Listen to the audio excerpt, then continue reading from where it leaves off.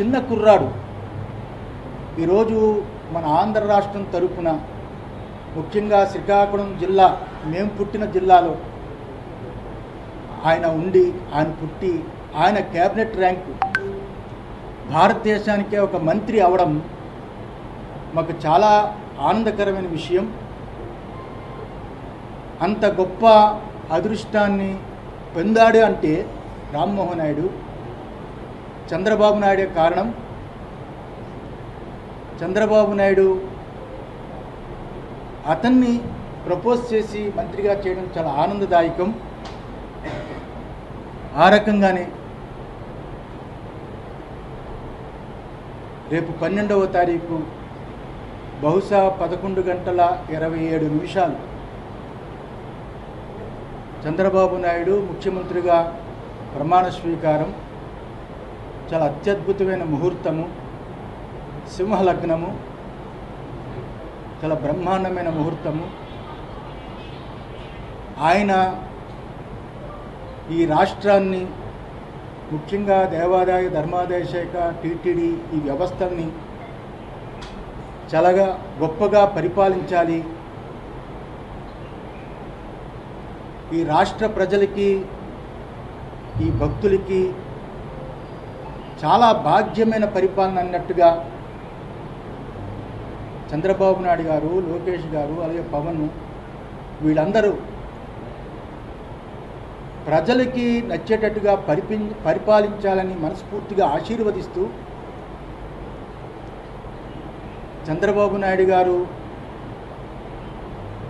చాలా కాలం రాజకీయాల్లో అనుభవజ్ఞుడు,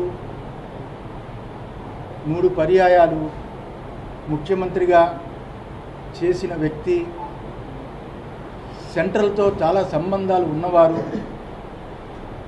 ఇప్పుడున్న ఈ క్లిష్ట పరిస్థితిలో ఉన్న ఆంధ్ర రాష్ట్రాన్ని రక్షించి ఆర్థికంగా చాలా గొప్పగా చేయగలరని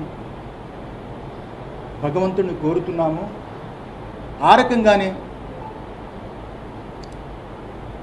అమరావతి రాజధాని ప్రకటించిన తరువాత అప్పుడు చంద్రబాబు నాయుడు గారు, మేము కూడా విశాఖ శ్రీ శారదాపీఠం ద్వారా ఒక స్థలాన్ని కొన్నాము. శ్రీశైలం ఏదైతే ఉందో ఆ శ్రీశైలం కుంభాభిషేకం చెయ్యొద్దని చెప్పింది నేను, దక్షిణాయనంలో చేయకూడదు అని ఆపింది నేను.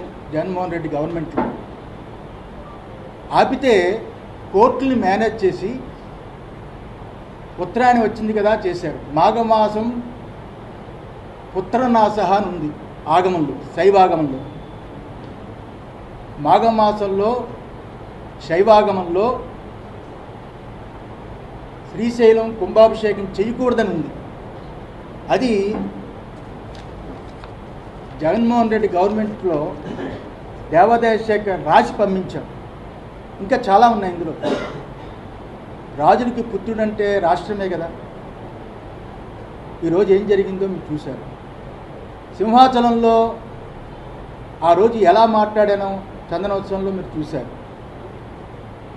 అది తిరుమల తిరుపతి దేవస్థానంలో జరిగిన వెంకటేశ్వర స్వామి నిత్యం వందలాది సంవత్సరాలు, వేలాది సంవత్సరాలు జరిగే అన్నప్రసాదాన్ని తృణధాన్యంతో మార్చినప్పుడు కూడా నేను విభేదించాను, లెటర్ రాశాను. అందువల్ల ఈ స్వరూపానంద ఏ గవర్నమెంట్ వచ్చినా, ఎవరు మా దగ్గరికి వస్తున్నా మేము ఉన్నది ఉన్నట్టుగా మాట్లాడతాం. దూరమైనా పర్వాలేదు, మేము గవర్నమెంట్ల దగ్గర బట్టికే పీఠం కాదు ఇది. ఉన్నది ఉన్నట్టుగా మాట్లాడటమే. సంపాదించుకోవాలి, దాచుకోవాలి అనుకునే పీఠం కాదు ఇది. ఇది ఏబిఎన్ రాధాకృష్ణ గారికి నాతో చాలా అనుబంధం ఉంది. నేను ఏ రకంగా ఎటువంటి తప్పులు చేయకుండా ఉంటానో ఆయనకు బాగా తెలుసు. బిఆర్ నాయుడికి తెలుసు, నరేంద్ర చౌదరికి తెలుసు, చాలామందికి తెలుసు. ఈ 5 ఏళ్లలో పీఠం ఎప్పుడు ఎలా ఉందో ఇప్పుడు అలాగే ఉంది అని. నేను చంద్రబాబుని ఏదో కొత్తగా పొగుడుతున్నాను అనుకోవద్దు. ఎందువల్లంటే అప్పుడు ముఖ్యమంత్రి అయినప్పుడు కూడా చంద్రబాబు గెలవాలని, అప్పుడు మురళీమోహన్ రాజమండ్రి ఎంపీగా ఉన్నప్పుడు నేనే అప్పుడు రాజమండ్రిలో చాలా పెద్ద సభలు పెట్టి సాధువులందరినీ పిలిచి చిలుకూరి ఏదో అనుకుంటాను ఆయన కళ్యాణ మండపం మురళీమోహన్ గెలిపించడానికి సాయశక్తిలా ప్రయత్నం చేశాను. అప్పుడు గెలవాలని గెలిచినప్పుడు నేనే స్టేట్మెంట్ ఇచ్చా, చంద్రబాబు గెలవడం చాలా సంతోషం. అందువల్ల ఎవరితోటి మాకు విభేదాలు ఉండవు. మేము స్వాములం, పీఠాధిపతులం, ధర్మం కోసమే పోరాడతాం. కానీ ఈరోజు ప్రెస్ మీట్ పెట్టింది ఎవరికి భయపడి కాదు, అది గుర్తుంచుకోవాలి. ఎవరికి భయపడి కాదు, వాస్తవాలు తెలుసుకోకుండా ఎవరెవరో కొత్తగా వచ్చిన వాళ్ళతో చేరి ఏదేదో తప్పుడు అభిప్రాయాలు వాళ్ళు చెబుతారని. ఎప్పుడూ స్వరూపానంద స్వామివారు ఒకలాగే ఉంటారు. చంద్రబాబు అంటే మాకు చాలా గౌరవం. రాజకీయ నాయకుల్లో ఆయనే ఇప్పుడు పెద్దవాడు. ఈ రాష్ట్రానికి పెద్ద దిక్కుగా అని పరిపాలన కొనసాగాలి అని, కుటుంబం బాగుండాలి అని, పరిపూర్ణమైన ఆయుష్ భగవంతుడు ఇవ్వాలి. ఈసారైనా దేవాదాయ ధర్మాదాయ శాఖ టీటీడీ చాలా గొప్పగా పరిపాలన జరగాలి అని మనస్ఫూర్తిగా ఆశీర్వదించడానికి ఈ ప్రెస్ మీట్ పెట్టారు నారాయణ.